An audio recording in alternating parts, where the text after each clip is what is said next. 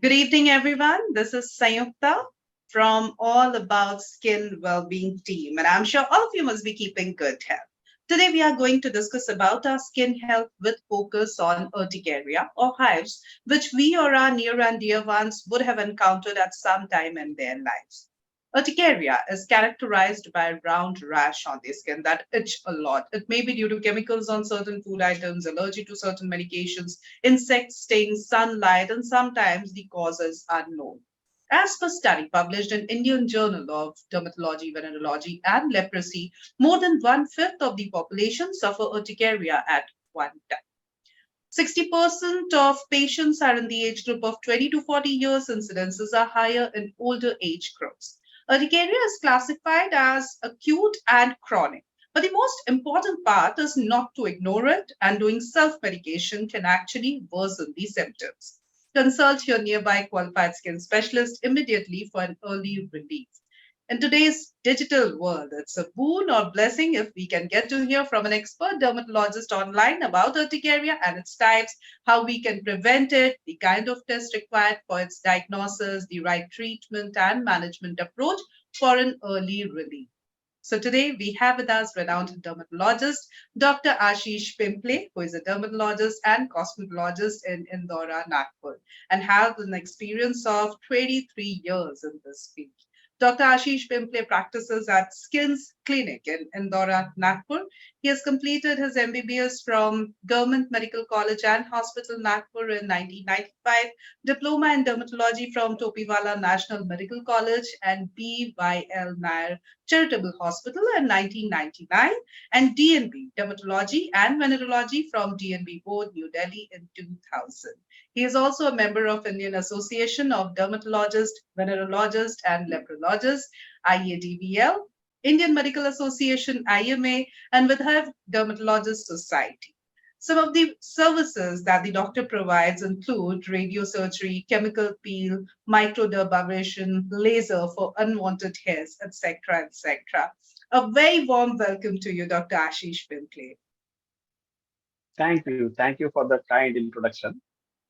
It's such a pleasure to have you, Dr. Vadas, and it becomes even more important because today we are going to talk about urticaria. And urticaria is quite common, as I've already mentioned. तो सब जानना चाहते हैं doctor कि आखिर ये urticaria है क्या, कैसा दिखता है, क्यों होता है, और इन तमाम चीजों पे आज हम बात करेंगे ड्यूरिंग दिस सेशन. लेकिन सबसे पहले डॉक्टर आपसे जानना चाहेंगे अर्टिकेरिया है क्या? What is urticaria? See, urticaria, this is a scientific terminology. So many people, they might not be knowing what is urticaria. So in common layman term, we will label it as allergy. So it's a type of allergy. It's an allergic reaction. और इसे हिंदी में या मराठी में लोग इसे पित्ती कहते हैं ना, पित्ती आ गई है. So what happens is in urticaria or in what we in common language we call as this type of allergy. There are various types of allergy, and urticaria is one of them. So Right. what happens in urticaria? The person who is suffering, he will have itching and he will have multiple swellings, which may be skin colored or they may be reddish in discoloration. And usually they are very itchy, and it may happen from anywhere from head to toe. So any body part can be affected, and the typical rash which occurs in the urticaria, it is a transient rash. So what will happen is they will get a reddish swelling or skin colored swelling anywhere on the body of variable size. They may be round, they may be oval, and they will, the important point is they will disappear within few hours, or say within 24 hours they will disappear. So that is how we differentiate it from other types of rashes. So the typical thing which happens with urticaria is these lesions, they come and they go. So it will come on one place, it will go from that particular place within few hours, then it will come on another side. So ये एक जगह आएंगे फिर दूसरी जगह आएंगे, तो ऐसे आते रहते हैं. और दिन भर में ये कभी कभी ज्यादा बार भी आ सकते हैं, किसी किसी को एक दो दिन में एक आध बार ऐसे भी हो सकता है. So the frequency may vary according to the severity of the condition. So the typical lesion is, I will repeat, that reddish rash will come, reddish swellings will be there anywhere on the body, and it will disappear within 24 hours. So that is the classical picture of urticarial rash. बिल्कुल। तो ये आमतौर पे जो rash है ये लाल रंग का होता है, थोड़ा बम्पी होता है, थोड़ा रेज़्ड होता है हम कह सकते हैं। जी हाँ, और सबसे एक बड़ा जो कैरेक्टरिस्टिक्स आपने बताया है कि ये 24 घंटे में चला जाता है, राइट? चला जाता है। और तो कभी-कभी अगर सीवियरिटी ज़्यादा हो तो एंजियोइडिमा जिसे हम कहते हैं, जिसे जो रैश जो ये जो स्वेलिंग हो रहा है, ये नॉर्मली स्किन के अंदर होता है। ये स्किन के नीचे के लेयर्स में अगर होने लगे, सीवियरिटी जब ज़्यादा हो, तो उसे एंजियोइडिमा कहते हैं। तब लिप्स के ऊपर सूजन आ सकती है, आँखों के पास में सूजन आ सकती है, या इवन स्किन पे भी सूजन आ सकती है, जो कलर जिसका रेडिश नहीं होगा और वो थोड़ा-सा क्या बोलेंगे, थोड़ा ज़्यादा मात्रा में रहेगा, ज़्यादा उठा हुआ रहेगा। So that is called as angioedema. तो ये इस टाइप की रैश भी कभी-कभी सीवियर टाइप ऑफ अर्टिकेरिया में हो सकती बिल्कुल, कई बार हम देखते हैं चेहरे में, लिप्स में बहुत ज़्यादा स्वेलिंग होती है, आइज़ में बहुत ज़्यादा स्वेलिंग होती है, तो वो है। जब वो काफ़ी डीप चला जाता है, तो इस पर भी हम डिटेल में आगे बात करेंगे। लेकिन उससे पहले जानना चाहेंगे डॉक्टर, आखिर अर्टिकेरिया होता क्यों है? कौन-कौन से ऐसे रीज़न्स हैं, कॉजेज़ हैं, जिसके चलते अर्टिकेरिया हो सकता है? देखिए, सामान्य तौर से अर्टिकेरिया होने के काफी अलग-अलग रीजंस हो सकते हैं, पर वो सबसे जो कॉमन रीजन है, वो हमें पता ही नहीं है। मतलब it is called as idiopathic. तो मैक्सिमम लोगों में, जिसमें अब इसमें हम अगर अभी हम अब इसको क्लियर कर ले कि अर्टिकेरिया दो टाइप के होते हैं, जैसे एक्यूट और क्रोनिक। एक्यूट अर्टिकेरिया में क्या होता है कि ये जनरली कम समय के लिए होते हैं या कम ड्यूरेशन के होते हैं। जैसे किसी को 2 दिन से हो रहा है या 6 दिन से हो रहा है, और ये ज्यादा से ज्यादा 6 हफ्ते में ठीक हो जाता है। तो विद इन 6 वीक्स अगर होता है ड्यूरेशन, तो उसको हम लोग एक्यूट कहते हैं। और एक्यूट अर्टिकेरिया के जो कारण होते हैं वो थोड़े अलग होते हैं क्रोनिक अर्टिकेरिया से। तो एक्यूट अर्टिकेरिया में जनरली वायरल इन्फेक्शन काफी कॉमनली देखा जाता है, जो अंडरलाइंग रीजन होता है, और ये ज्यादातर बच्चों में देखा जाता है। So, एक viral infection is one of the common reasons. Other types of infections also may be associated with urticarial rash. इसके बाद में खान पान की चीजों से भी कभी कभी ये एक्यूट अर्टिकेरिया हो सकता है। कुछ गोलियों की वजह से, जैसे पेन किलर गोलियां होती है। जी डॉक्टर, पेन किलर से भी हो सकता है और ऐसे तमाम रीज़न से हो सकता है। जब तक डॉक्टर फिर से हमारे साथ जुड़े तो हम आपको बता दें कि आज हम बात कर रहे हैं अर्टिकेरिया की। और अर्टिकेरिया पे बात करना इसलिए बहुत ज़रूरी हो जाता है क्योंकि एक बहुत कॉमन कंडीशन है, कई लोगों को होता है, बहुत आम है और इसलिए बहुत ज़रूरी है कि अवेयरनेस हो। डॉक्टर आपको आवाज़ मिल पा रही है? या तो हम लोग बोल रहे थे कि एक्यूट अर्टिकेरिया में जो कॉमन रीजंस है, तो वायरल इन्फेक्शन सबसे कॉमन रीजन है, या दूसरे टाइप के इन्फेक्शन भी हो सकते हैं। कभी कभी खाने की कोई चीज अगर आ जाती है खाने में, तो उसकी वजह से अर्टिकेरिया हो सकता है। कभी कभी कोई दवाइयों की वजह से एक्यूट अर्टिकेरिया हो सकता है। और क्रोनिक अर्टिकेरिया जो होता है, उसकी काफी बार 90% टाइम्स हमको रीजन पता नहीं होते कि क्यों हो रहा है, और वो रोज होता है, और it is more than 6 weeks. जब ये अर्टिकेरिया 6 हफ्ते से ज्यादा रहता है, तो उसको हम लोग क्रोनिक अर्टिकेरिया कहते हैं, जो कभी कभी कुछ महीनों तक या बहुत रेयरली कुछ साल भी चल सकता है। पर ज्यादातर लोगों में ये 6 हफ्ते में, सॉरी 6 महीने में ठीक हो जाता है। तो इसका एग्जैक्ट रीजन काफी बार पता नहीं होता है। बट ऐसे भी काफी टाइप्स है अर्टिकेरिया के, जिसमें एक्सरसाइज करने के बाद अर्टिकेरिया हो जाता है, कि भाई कुछ देर आपने एक्सरसाइज किया तो अर्टिकेरिया चालू हो गया आना। या फिर कभी कभी ठंडी हवा के कारण हो सकता है, ठंडे पानी की वजह से हो सकता है, कभी कभी गर्म पानी से हो सकता है। तो heat induced urticaria, cold urticaria, physical urticaria, कभी कभी कोई प्रेशर में जैसे कोई बैठता है, या जैसे बेल्ट जहाँ पे पहनते हैं वहां पे प्रेशर की वजह से हो सकता है। तो ये अलग अलग रीजंस है अर्टिकेरिया के, जो कॉमनली देखे जाते हैं। बट ज्यादातर लोगों में क्रोनिक अर्टिकेरिया जब होता है, तो उसका एग्जैक्ट रीजन पता नहीं चलता है, वो अपने आप हो जाता है, उसके रीजंस पता नहीं होते। Okay doctor. तो हम चूँकि अर्टिकेरिया पे बात कर रहे हैं और आपने बताया कि क्या होता है, कैसा दिखता है, कैसे हो सकता है, ये भी आपसे जानना चाहेंगे डॉक्टर कि कितना सीरियस हो सकता है अर्टिकेरिया? क्या ये लाइफ थ्रेटनिंग भी हो सकता है? देखो, ज्यादातर जो अर्टिकेरिया होते हैं, they are not life threatening. But हाँ, जब सिविरिटी ज्यादा हो अर्टिकेरिया की, जिसके सीवियर फॉर्म जिसको हम लोग एंजियोएडिमा जैसे हमने शुरू में बताया, so when it is occurring with angioedema, तो वहां पे स्वेलिंग जो है वो लिप्स के ऊपर हो सकती है। लिप्स के अलावा अंदर की श्वास नलिका में भी स्वेलिंग हो सकता है। तब जाके वो थोड़ा सीरियस हो सकता है। तो वहां पे क्योंकि ब्रीदिंग में प्रॉब्लम आ जाएगा, तो वो मतलब इमरजेंसी हो जाती है, वहां पे हॉस्पिटल में तुरंत जाना जरूरी होता है। सांस लेने में दिक्कत हो जाती है, स्वेलिंग आ जाता है, तो that when that is associated with urticaria, so it is a serious type of thing. Otherwise by and large ये सीरियस नहीं होता है, बट काफी प्रॉब्लमेटिक हो जाता है। यानी अगर हमको कभी भी अगर 24 घंटे में 2 बार 3 बार इचिंग हो रहा है और it may be disturbing at right. Times, so although life threatening या सीरियस ज्यादातर नहीं बिल्कुल होता है, but then it is quite disturbing at times. You cannot concentrate on your routine work. बिल्कुल। क्वालिटी ऑफ लाइफ पर तो डेफिनेटली असर पड़ता है, because as you have already mention it it's a lot. तो कई बार बहुत एम्बैरेसिंग सिचुएशन हो जाती है, बहुत अनोइंग हो जाता है जो पेशेंट होते हैं उनके लिए, और इस पर भी हम बात करेंगे। लेकिन डॉक्टर, जैसा कि आपने कहा कि एक एलर्जी है स्किन पर अर्टिकेरिया, लेकिन the thing is we all are so informed these days. हमको पता है कि अच्छा एलर्जी है, हम खट से केमिस्ट शॉप पे जाते हैं, उनसे बोलते हैं एक एंटी एलर्जेंट दे दो, हमको तो नाम भी पता है, मैं नाम लेना नहीं चाहूंगी, और हम वो ले लेते हैं और हमको लगता है बस ये ठीक हो गया।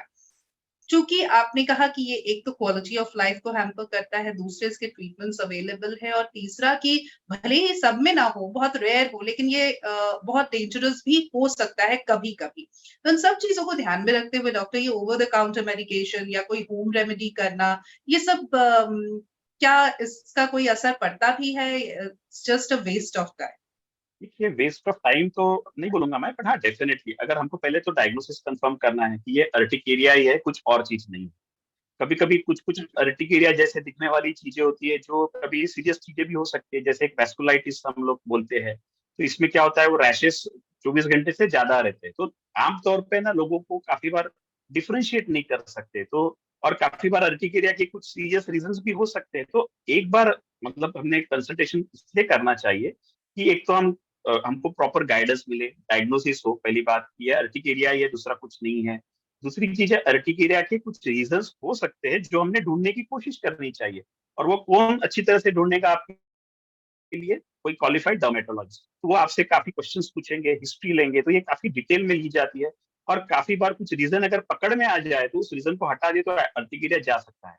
आमतौर पे people may not know how to find out the reasons, because they start correlating with any different thing which they observe on routine basis. तो वो काफी बार फूड से एसोसिएट कर देते हैं, पर वो होता नहीं है। तो डिटेल्ड हिस्ट्री जो डॉक्टर आपसे लेगा वो बहुत इंपॉर्टेंट है, तो इसलिए कंसल्टेशन जरूरी है, इसको ऐसी गोलियां लेने के बजाय। दूसरी चीज है, हम कुछ कुछ ब्लड टेस्ट भी होते हैं जो हम करते हैं, एडवाइस करते हैं। कभी कभी कुछ एसोसिएटेड सिम्टम्स अगर है, जैसे जॉइंट पेन्स है, या कभी कभी थोड़ा थोड़ा फीवर आ रहा है, तो कुछ सिस्टमिक डिसीजेस भी होते हैं जिसके साथ में अर्टिकेरिया हो सकता है। कभी कभी थायराइड की डिसऑर्डर्स भी देखे गए अर्टिकेरिया के साथ में। तो ये सब हम मतलब common people they won't know how to go about it. So it's always better to consult a dermatologist, get evaluated, get proper history. He will guide you how to take the anti-allergic. Anti-allergic लेने का भी अपना एक तरीका होता है, ये नहीं कि बेशक कुछ भी हो गई तो उसको ले लिए। तो वो जो गाइडेंस है वो एक डर्मेटोलॉजिस्ट ही आपको दे पाएगा। So it's always better to consult a dermatologist to find out if any cause can be found out, and how to take the medicine, which medicine to take. There are different types of anti-allergics. आमतौर पे जो counter पे preparation होते हैं उसमें काफी बार नींद भी आ जाती है, तो अपना क्वालिटी ऑफ लाइफ भी अफेक्ट हो सकता है। तो डर्मेटोलॉजी आजकल नए नए मॉलिक्यूल्स निकले हैं जिसमें नींद नहीं आती है, इस तरह के जो एंटी एलर्जिक्स होते हैं वो दिए जा सकते हैं, कितने समय के लिए लेना है, अंडरलाइन कुछ और दवाइयां चल रही है, तो ये सब डिटेल्ड इवेल्युएशन जो है एक डर्मेटोलॉजिस्ट ही कर पाएगा। So it is always better to consult a dermatologist. बिल्कुल, तो बहुत ज़रूरी है कि अगर अर्टिकेरियल रैशेज़ हैं या जो डॉक्टर ने साइन्स बताए हैं, इस तरह के रैशेज़ आपको दिख रहे हैं, तो please go to the right person which is a qualified dermatologist. होता क्या है, हम एक दिन एंटी एलर्जेंट ले लेते हैं, हमको लगता है चीज़ें ठीक हो गई है, लेकिन जैसा डॉक्टर कह रहे हैं, डायग्नोसिस बहुत ज़रूरी है। पता लगाना बहुत ज़रूरी है कि ये क्यों हो रहा है, कैसे हो रहा है, और जब वो जो ट्रिगरिंग फैक्टर आपको पता चल जाएगा, तो हो सकता है कि दवाई लेने की कोई ज़रूरत ही ना हो, आप ट्रिगरिंग फैक्टर को ही अगर अवॉइड करें तो भी शायद चीजें आसान हो जाएंगी। तो please don't waste your time, energy, your money, and most importantly your health or on over the counter medications, etc. Please go to the right person, या which is a qualified doctor. Yes, doctor. आप कुछ एक add on point करना मैं चाहेंगे? Add करना चाहूंगा। जी। या श्योर। एलर्जीज, इस टाइप के एलर्जीज और खाने के आइटम्स, इसके बारे में काफी सारे मिसअंडरस्टैंडिंग्स होते हैं। तो लोग सोचते हैं कि खट्टा खा लेंगे तो हो जाएगा, और वो वैसे ही कोरिलेट करने लगते हैं, और वो अपने आप ही अपने मन से ही वो चीजें अवॉइड करना शुरू कर देते हैं, जबकि उसके साथ काफी बार रिलेशन रहता ही नहीं है। जैसे क्रोनिक अर्टिकेरिया में most of the times you can not find what is causing it. So unnecessary आप कोई चीज आइटम अवॉइड कर रहे हैं तो वो न्यूट्रिशनल डेफिशिएंसीज भी तैयार कर सकता है। सो वो कैसे ढूंढ के निकालना है, उसकी डाइट डायरी कैसे मेंटेन करना है। अगर डर्मेटोलॉजिस्ट सस्पेक्ट कर रहा है कि भाई कुछ डाइटरी आइटम हो सकता है, तो उस केस में he will guide you how to maintain the diary and how to find out, rather than just correlating on your own that okay मुझे लगता है कि ये खट्टे से हो रहा है, मुझे लगता है ये अंडे से हो रहा है. So a dermatologist will guide you in taking proper dietary notes, and if at all it is necessary he will ask you to avoid those items. Otherwise he will tell you that there is no need of making any dietary restrictions. तो unnecessary हम कुछ items पे हमको जो पसंद है वो हम खाना बंद कर देते हैं, और फिर काफी 6-6 महीने तक लोग वो खाते ही नहीं है, जबकि उसके साथ कोई रिलेशन ही नहीं है. So if you ask them कि क्या आपने वो आइटम बंद किया, तो वो कहते हैं जी हाँ हमने बंद कर दिया. क्या आपको अर्टिकेरिया हो रहा है? तो हाँ हो रहा है, मतलब वो उसकी चीज उस चीज से तो नहीं है. तो ऐसी चीजें रहती है जो आप डर्मेटोलॉजिस्ट रहेगा वो अच्छे से आपको गाइड कर पाएंगे. So that is the more बिल्कुल, important reason to consult a dermatologist. इसीलिए बहुत ज़रूरी है कि हम एक क्वालिफाइड डर्मेटोलॉजिस्ट के पास जाएँ। आजकल सोशल मीडिया पे भी डॉक्टर्स इतने इन्फ्लुएंसर्स हैं डॉक्टर, और कई बार हमको लगता है कि ये जो इन्फ्लुएंसर हमें होम रेमेडीज़ बता रहे हैं यही सब कुछ है। लेकिन हम ये भूल जाते हैं कि वो क्वालिफाइड नहीं है, वो भी एक उनके अर्निंग का तरीका है, वो भी चीज़ें एंडोर्स कर रहे हैं। So it's always important, always advisable to go to the right person which is a derm. और जैसा कि डॉक्टर आपने कहा कि कई बार हम लोग एक ब्लैंकेट लिस्ट बना देते हैं। हमको लगता है कि अच्छा चीज़ खाने से एलर्जी होती है तो हम चीज़ खाना बंद कर देते हैं। हमें नहीं पता कि हमें चीज़ से हो रही है कि नहीं, हमें एग से हो रही है कि नहीं। लेकिन हम एक ब्लैंकेट लिस्ट बना लेते हैं। तो डाइटरी प्रिकॉशंस पर भी हम बात करेंगे। लेकिन उससे पहले डॉक्टर हम जानना चाहेंगे कि क्या ट्रीटमेंट ऑप्शंस अवेलेबल है? अर्टिकेरिया को लेके जब एक पेशेंट आपके पास आता है तो किस तरह से आप ट्रीटमेंट करते हैं? देखिए अर्टिकेरिया का सिविरिटी कितना है, वो एक्यूट है या क्रोनिक है, इसके ऊपर ट्रीटमेंट डिपेंड करता है. तो सपोज एक्यूट अर्टिकेरिया है और काफी सीवियर है, उस केस में इन्फेक्शन रूल आउट करना चाहिए, क्योंकि इन्फेक्शन जैसे मैंने बताया कि एक्यूट अर्टिकेरिया में viral infection is one of the common reason, specially बच्चों में. सो अगर इन्फेक्शन है तो वो इन्फेक्शन को ट्रीट करना जरूरी हो जाता है, जो जो भी रिलेवेंट एंटीबायोटिक्स है या जो भी जरूरत है उसकी. अगर अर्टिकेरिया काफी सीवियर है तो उस केस में कुछ दवाइयाँ होती है, जो स्ट्रॉन्ग दवाइयाँ होती है, वो कुछ दिनों के लिए दी जाती है, जैसे 5 से 6 दिनों के लिए दी जाती है शुरुआत में. बट बाय एंड लार्ज इसमें जो एंटी एलर्जिक या जिसको हम लोग एंटी हिस्टामिनिक कहते हैं, उस तरह की दवाइयाँ दी जाती है जो काफी सेफ होती है. जैसे मैंने बताया अभी आजकल काफी नए सेकंड जनरेशन जो एंटी एलर्जिक्स या एंटी हिस्टामिनिक्स निकले हैं, वो काफी सेफ माने जाते हैं और उसकी नींद भी नहीं आती. जैसे पहले के जमाने की जो एंटी एलर्जिक दवाइयाँ थी उससे नींद आती थी काफी. तो इस तरीके के जो सेफ एंटी एलर्जिक्स है उनको दिया जाता है. जो मेन स्टेज ऑफ ट्रीटमेंट का होता है ये एंटी एलर्जिक होता है. तो किस डोज में लेना है, कितने दिन लेना है, ये सब according to the severity of urticaria it is decided. अपन हम लोग उसको ऐसे जनरलाइज नहीं कर सकते हैं. बट बाय एंड लार्ज अगर most of the times anti allergic दवाइयाँ दी जाती है, एंटी हिस्टामिन जिसे जिसे हम लोग कहते हैं. कभी कभी इसमें अगर वो उन दवाइयों से अगर कंट्रोल नहीं हो रहा है, उस केस में कुछ क्या बोलेंगे उसको, हायर मेडिसिन होते हैं, जैसे कुछ इम्यूनोसप्रेसेंट्स होते हैं, वो भी डॉक्टर की सलाह से दिए जा सकते हैं. और आजकल अगर क्रोनिक अर्टिकेरिया में आप देखेंगे कुछ नए टाइप के इंजेक्शंस भी आए हैं, जिसको हम लोग बायोलॉजिक्स कहते हैं, जो कि जब सीवियर अर्टिकेरिया होता है या अर्टिकेरिया अगर नॉर्मल एंटी एलर्जिक से कंट्रोल नहीं हो रहा है, तो उनको दिया जा सकता है, जो 15 दिन में एक बार या महीने में एक बार इस तरीके के इंजेक्शंस भी होते हैं. तो ये नई ट्रीटमेंट है, बट जनरली ज्यादातर लोगों में सिंपल एंटी एलर्जिक दवा या एंटी हिस्टामिन से हम अर्टिकेरिया को अच्छी तरह से कंट्रोल कर पाते हैं. सिर्फ वो कितने दिन लेना है, किस डोज में लेना है, इसका गाइडेंस आप डर्मेटोलॉजिस्ट से ले सकते हैं. बिल्कुल। एक बहुत कॉमन सवाल है जो आमतौर पे जो क्रोनिक अर्टिकेरिया के पेशेंट्स होते हैं वो पूछते हैं, I am sure doctor your patients also end up asking you the same, will it ever get cured और how long I need to have the medication? मुझे लगता है आपके भी पेशेंट आपसे क्रोनिक अर्टिकेरिया के खास तौर पर पूछते होंगे। बिल्कुल, बिल्कुल. क्रोनिक अर्टिकेरिया की जब हम बात करते हैं, एक्यूट अर्टिकेरिया तो जनरली कुछ हफ्तों में ठीक हो जाता है. जी। क्रोनिक अर्टिकेरिया जो होता है, उसमें अगर हमको कोई पूछता है, तो स्टैटिस्टिक्स ये बोलता है कि क्रोनिक अर्टिकेरिया के मैक्सिमम लोग ये 3 से 6 महीने में ठीक हो जाते हैं. ठीक है? मतलब 3 से 6 महीने उनको दवाइयाँ लेनी है, उसके बाद वो ठीक हो जाते हैं, फिर दवाइयों की जरूरत नहीं रहती. और कुछ परसेंट लोग ऐसे होते हैं, जैसे 50% लोग तो इसमें 6 महीने में ठीक हो जाते हैं. उससे ज्यादा मतलब ड्यूरेशन कुछ कुछ पेशेंट्स में होता है कि जैसे मोर देन से 20 to 30% लोगों में हो सकता है वो चीज 1 साल तक चले, और ज्यादातर लोगों में ये 3 साल के बाद में नहीं होता है. बहुत ही रेयरली, मतलब मैं बोलूंगा 2% लोगों में दवाई ये 3 साल से भी ज्यादा लेनी पड़ सकती है. तो उस केस में वो एंटी एलर्जिक दवाई खा के बिल्कुल खुश रह सकते हैं। इन पेशेंट्स को ये समझना जरूरी है जिनको दवाई लंबे समय के लिए लेनी है, ये जो एंटी एलर्जिक दवाइयाँ उपलब्ध है या अवेलेबल है, ये काफी सेफ मानी जाती है। मतलब लंबे समय के लिए भी अगर हम इसे लेते हैं तो ये सेफ मानी जाती है। तो एक सबसे इंपॉर्टेंट चीज लोगों के दिमाग में रहता है कि मैं दवाई लूंगा तो उसके साइड इफेक्ट हो जाएंगे। जैसे पेन किलर के बारे में लोगों के दिमाग में रहता है कि, और जो सही भी बात है कि पेन किलर तो मन से लेना भी नहीं चाहिए, उससे किडनी भी फेल हो सकती है। पर एंटी एलर्जिक दवाइयाँ by and large absolutely safe मानी जाती है, और ये लंबे समय के लिए, जैसे हम कुछ कुछ लोगों में जैसे बीपी की दवाई लंबे समय के लिए चलती है, तो उनमें अगर हम लंबे समय के लिए देते हैं तब भी कोई साइड इफेक्ट्स दिखे नहीं जाते हैं। और इन केसेस में हम इनको कोई महीने के महीने भी नहीं फॉलोअप के लिए बुलाते हैं। They can visit their dermatologist every 3 months or 6 months on the dose, and then tapering of dose can be done as per the advice of dermatologist. Okay doctor. तो ज्यादातर लोगों में ठीक हो जाता है ठीक, फिर कुछ लोगों में दवाई लंबे समय के लिए लेनी पड़ सकती है। और ये लोगों के लिए भी अगर उनको दवाई नहीं लेनी है, तो जैसे मैंने बताया कुछ इंजेक्शन आजकल आए हैं बायोलॉजिक्स, और ये थोड़े से कॉस्टली होते हैं, तो ये ज्यादातर मतलब कॉमनली हम लोग यूज नहीं करते हैं। बट जो लोग कीन होते हैं, जो लोग अफोर्डेबल होते हैं, या जो लोग अफोर्ड कर पाते हैं, या वो जिनको गोलियां खाने का बोर हो गया, तो उन केसेस में इंजेक्शन भी लिए जा सकते हैं। राइट। एक और रियल टाइम प्रैक्टिस ये है लोगों की, मान लीजिए कोई क्रॉनिक अर्टिकेरिया का पेशेंट है, वो एक डॉक्टर से सलाह ले रहा है, प्रिस्क्रिप्शन ले रहा है और दवाइयाँ फॉलो कर रहा है। मान लीजिए 3 महीने की दवाई इनिशियली दी, 1.5 महीने यूज किया और उनको लग रहा है कि अब सिम्टम्स नहीं है, अब साइंस नहीं दिख रहे हैं, अर्टिकेरियल रैशेस नहीं हो रहे हैं, तो वो खुद से दवाई लेना बंद कर देते हैं। They won't complete the doses, वो खुद से बंद कर देंगे। फिर जब उनको 1 आध महीने बाद लगेगा कि फिर से प्रॉब्लम है, तो चूंकि उनके पास प्रिस्क्रिप्शन है, वो खुद ही जाते हैं, दवाई ले लेते हैं। They will never keep the doctor in the loop, वो डॉक्टर को इन्फॉर्म भी नहीं करते, वो खुद से ही अपना ऑन ऑफ चालू बंद करते रहते हैं।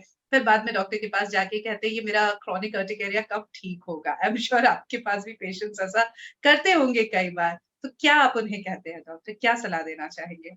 देखिए, पहली चीज तो क्रोनिक अर्टिकेरिया में जब एक स्टेज पे जब मेंटेनेंस डोज आ जाता है, जैसे 2 या 3 महीनों में एक मेंटेनेंस डोज आ जाता है कि इस डोज पे अभी अर्टिकेरिया नहीं हो रहा है, तो इन केसेस में हम लोग जनरली ऐसे 15 डेज में या 1 मंथ में बुलाते ही नहीं, मतलब नॉर्मली फॉलोअप से इतना फ्रिक्वेंटली रखते ही नहीं है।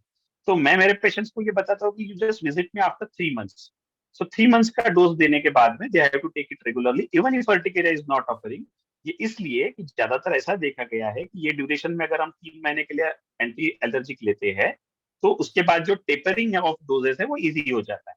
अगर 3 महीने के अंदर उन्होंने दवाई बंद कर दी, तो शायद टेपरिंग करना थोड़ा सा मुश्किल हो जाता है या थोड़ा लंबा समय लेता है, और बीच बीच में इचिंग भी होने लगता है। तो बेहतर ये है 3 महीने बाद आप जाइए, बताइए कि भाई अभी कंट्रोल में है, मे बी हम उसका टेपरिंग शुरू कर देंगे, धीरे धीरे डोज को कम करके देंगे।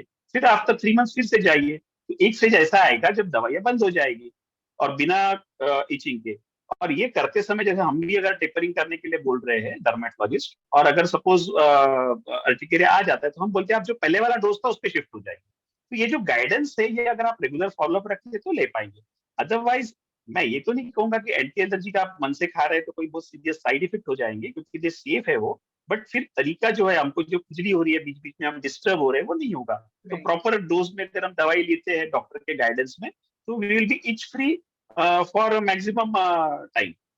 अगर हम मन से दवाइयां ले रहे हैं तो हमको पता नहीं चलता है कि कब बंद करना है, कब शुरू करना है। तो ये सब ट्रू। जो गाइडेंस है, डर्मेटोलॉजिस्ट अच्छे से देगा। और बहुत फ्रिक्वेंटली भी विजिट नहीं करना है आपको, हर 3 महीने में, आगे चल के हर 4 महीने में भी कर सकते हैं। बिल्कुल। अच्छा doctor, what are the potential complications of urticaria if left untreated? कई बार बहुत सारे ऐसे लोग हैं जो डॉक्टर से सलाह लेते ही नहीं है, तो कितना कॉम्प्लिकेटेड ये हो सकता है?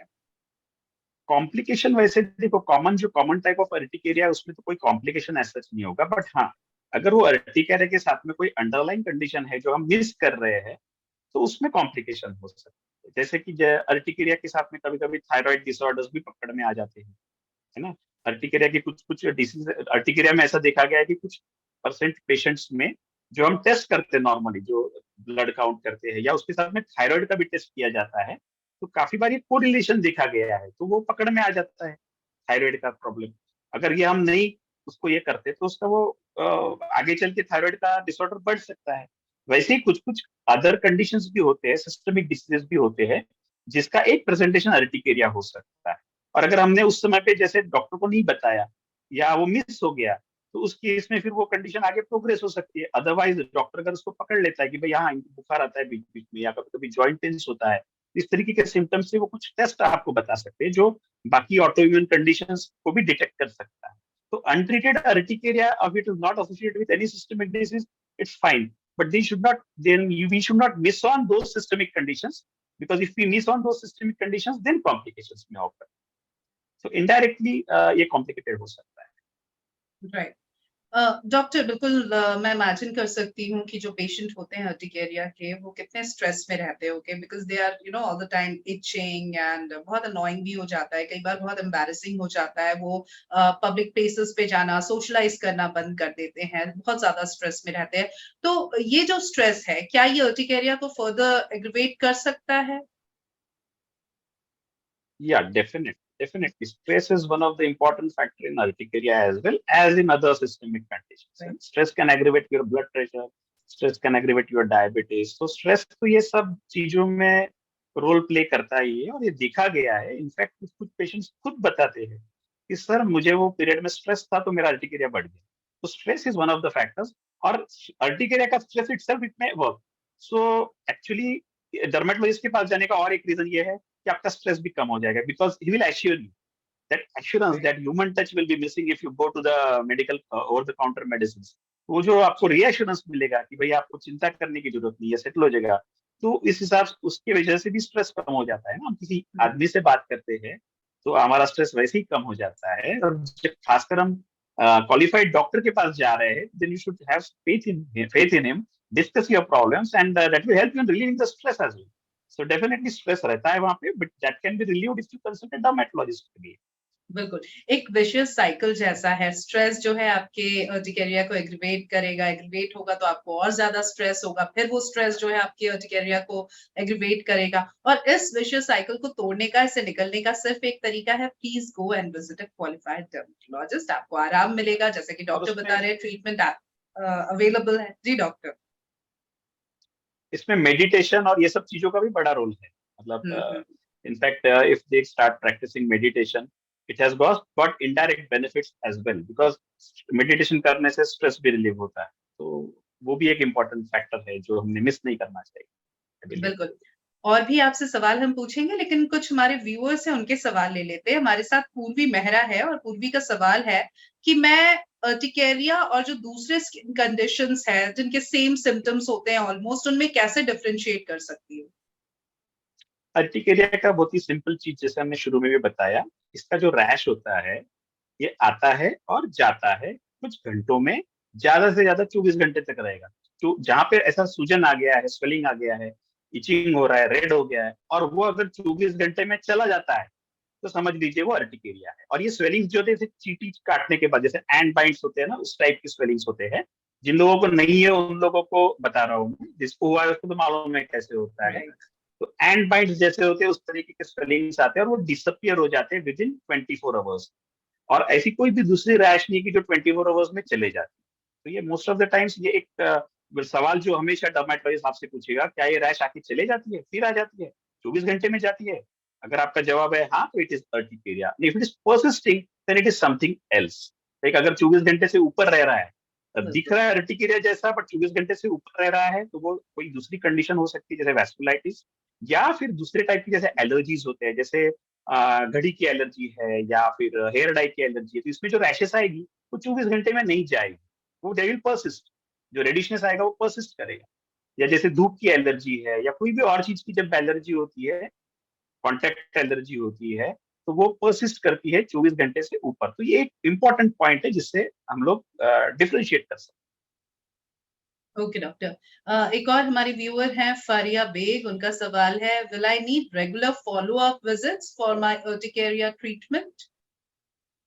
या if it is a chronic urticaria, as I already told, एक ऑप्टिमम डोज पहले तो इन्वेस्टिगेट करना है कि भाई कुछ और कोई रीजन है कि नहीं। उसके लिए आपको विजिट, पहला विजिट तो उसके लिए है। फिर दूसरे विजिट में वो आपके रिपोर्ट्स देखे जाएंगे कि भाई सब नॉर्मल है या नहीं है। जैसे मैंने बताया, most of the time normal है। अगर एबनॉर्मल है तो अकॉर्डिंगली हमको इन्वेस्टिगेट करना है पड़ता है। बट अगर कोई रीजन नहीं है, जो ज्यादातर लोगों में होता है, तो उसमें बहुत फ्रीक्वेंट फॉलोअप्स की जरूरत नहीं है। एक ऑप्टिमम डोज जब मिल जाए कि भाई ये डोज दिया है डॉक्टर ने और ये जब हम ले रहे हैं तो वो कंट्रोल में है।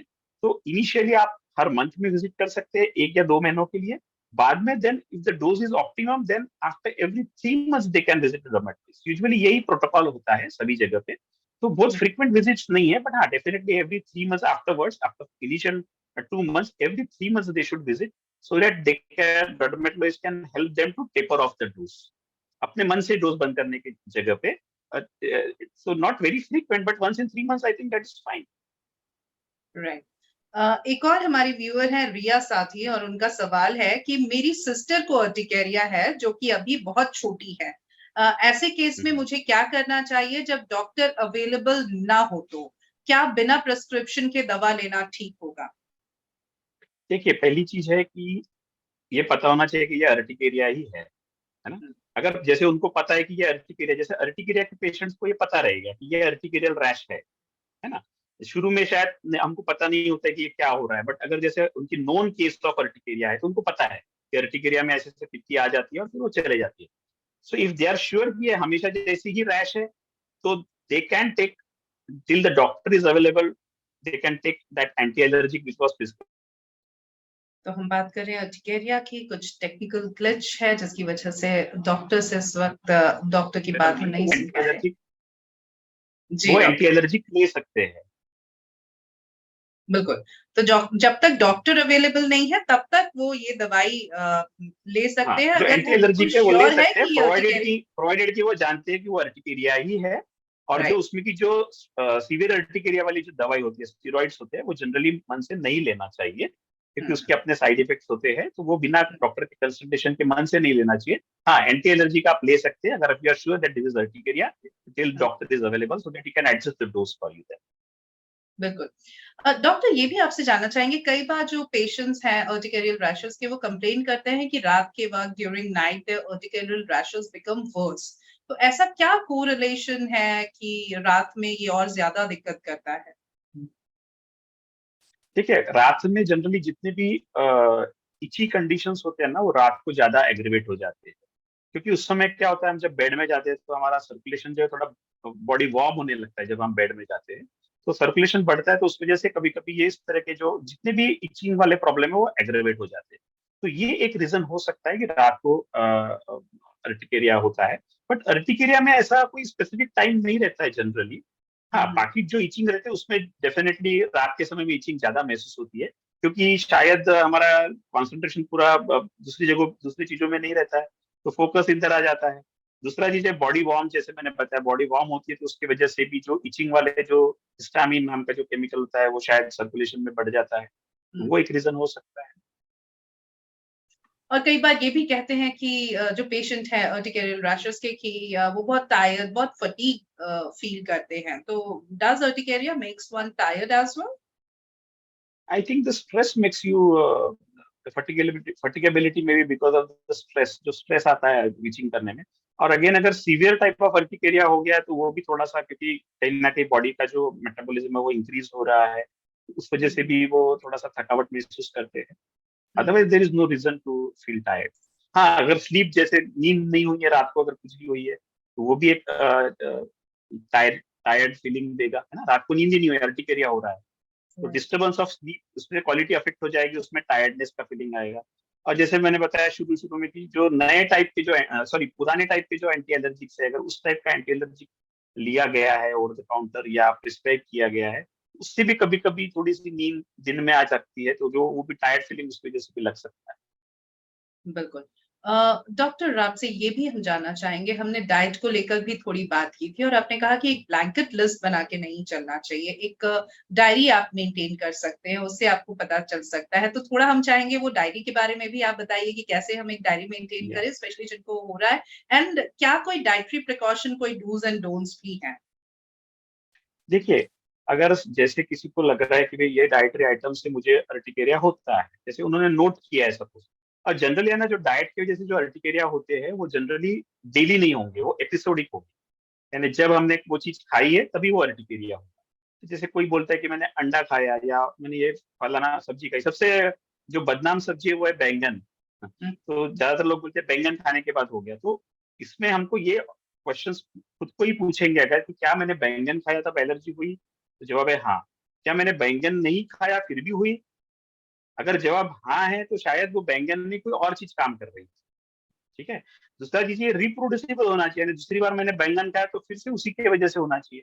तो ऐसा 2 या 3 बार अगर नोट किया होगा, देन वी कैन एलिमिनेट बैंगन from your diet for the time being. ठीक है। अब एपिसोडिक अर्टिकेरिया में जनरली डाइट चार्ट जो मेंटेन करने के लिए कहा जाता है, उसमें जैसे जिस दिन आपको अर्टिकेरिया हुआ है उसके 24 घंटे में, उससे पहले 24 घंटे में आपने क्या क्या खाया है उसका एक पूरा लिस्ट बना के रखना है। जैसे भी जो भी आपने खाया है, कि भाई बिस्किट खाया तो बिस्किट, दूध पिया तो दूध, अंडा, जो भी खाने में आइटम आया है वो सब उसमें नोट डाउन करना चाहिए।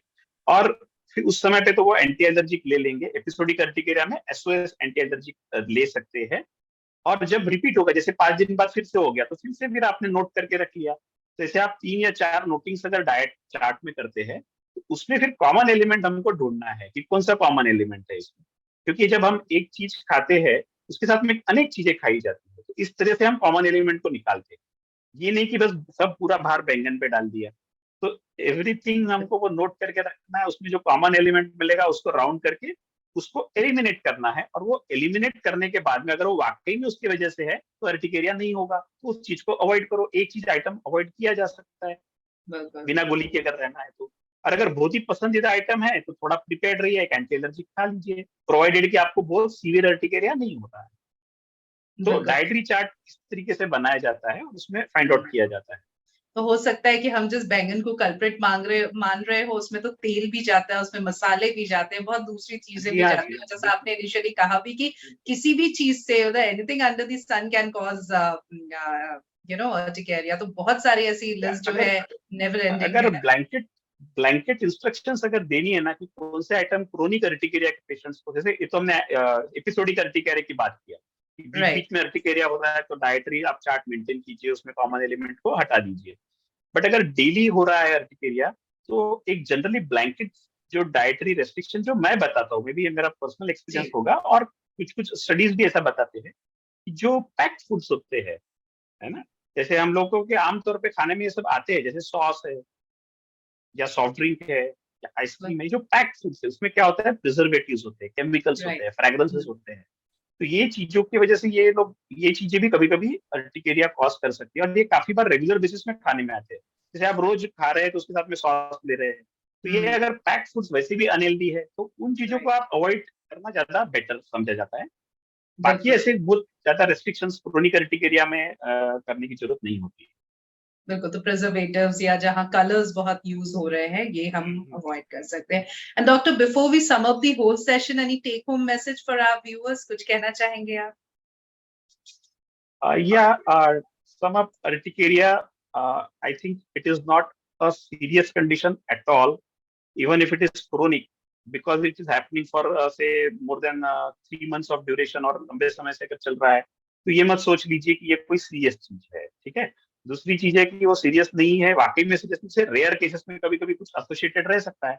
तो always go and consult a dermatologist at least once or twice so that we are not missing out on anything. तो second thing is आपने dermatologist को consult करना चाहिए, घर पे नहीं बैठे रहना चाहिए मन से दवाई लेते हुए। थर्ड चीज है, अगर क्रोनिक है इसका मतलब है कि वो सीरियस है, ऐसा नहीं है। इसके लिए काफी दवाइयां है या काफी सारे अलग अलग टाइप के एंटी एलर्जिक्स है आए हैं आजकल, जो आप सेफली ले सकते हैं। और इसके बारे में बहुत ज्यादा, जैसे most of the times people are stress कि मैं कितने दिन तक दवाई लूंगा, इसके साइड इफेक्ट हो जाएंगे। So don't worry, I will give you reassurance that most of the anti-allergics, they are absolutely safe even if you take them for longer duration of time. So urticaria as such, commonly it is not a serious thing. You should consult a dermatologist. And the anti-allergics, at times you may need to take them for a longer time, so take them and have peace of mind. Don't overthink about it.